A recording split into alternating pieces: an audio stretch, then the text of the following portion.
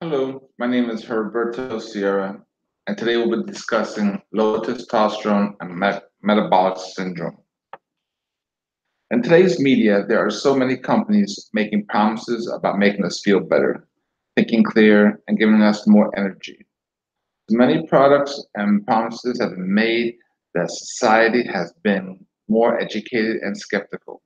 But what if there was an explanation about why we feel tired, unable to focus, why we can't take off the weight that we put on over the years? There is one explanation, and it's called metabolic syndrome.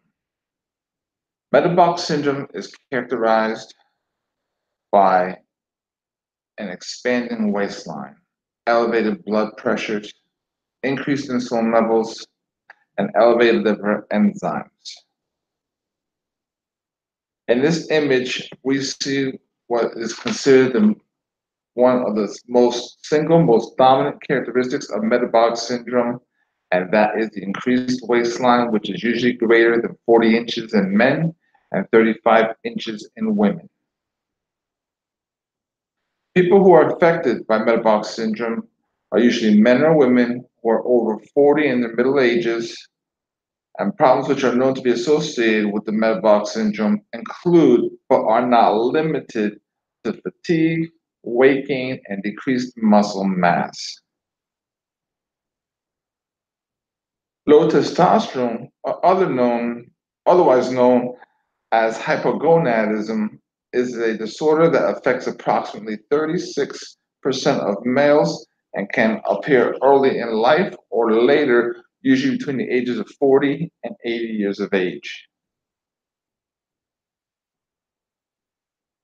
In this image here, you see a gentleman who is larger. He's got constant fatigue, increased size of breast tissue, a large prostate and prostate cancer. He's got loss of muscle tone, increased risk of erectile dysfunction or low libido.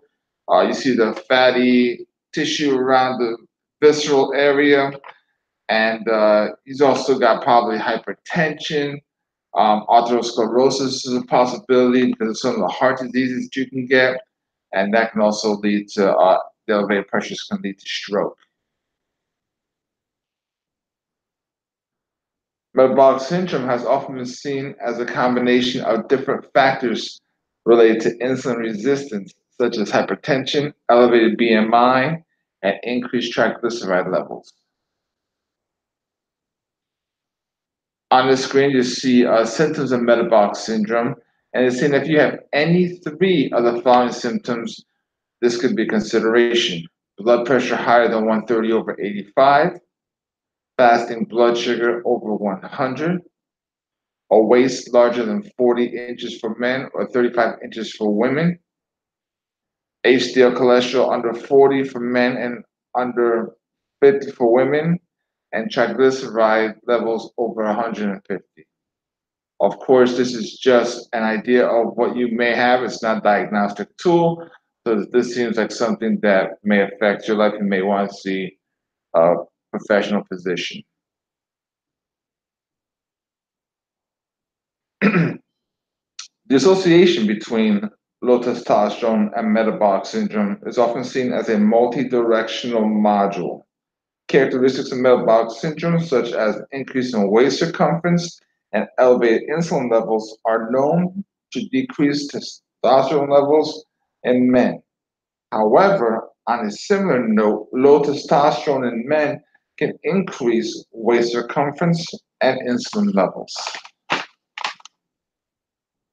Low testosterone also affects other tissues as well, including muscle, liver, bone, and brain.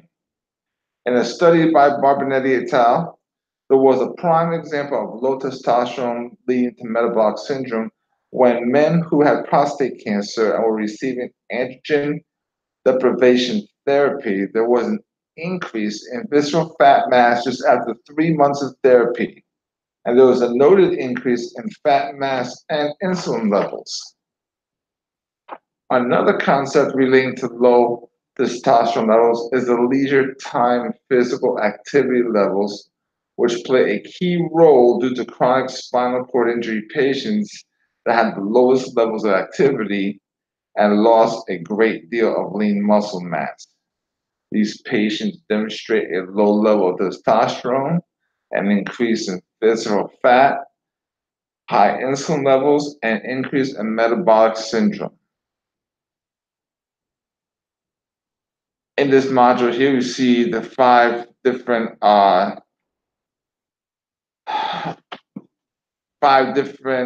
topics which can be led to by either hypogonadism or metabolic syndrome, and that is obesity, hypertension, dyslipidemia, hyperglycemia, and insulin resistance. Now, if you notice that when it comes to hypogonadism or low testosterone, obesity, hypertension, dyslipidemia, hyperglycemia, and insulin resistance are multi-directional modules. They can go, one can cause the other. So obesity can cause hypogonadism or vice versa, whereas it's a single directional module when it comes to these topics leading to metabolic syndrome. However, either way you look at it, they both lead to they're both common grounds for hypogonadism and metabolic syndrome. And in conclusion, metabolic syndrome is a condition that has been linked to diseases such as type 2 diabetes, obesity, cardiovascular disease, atherosclerosis, non-alcoholic fatty liver disease.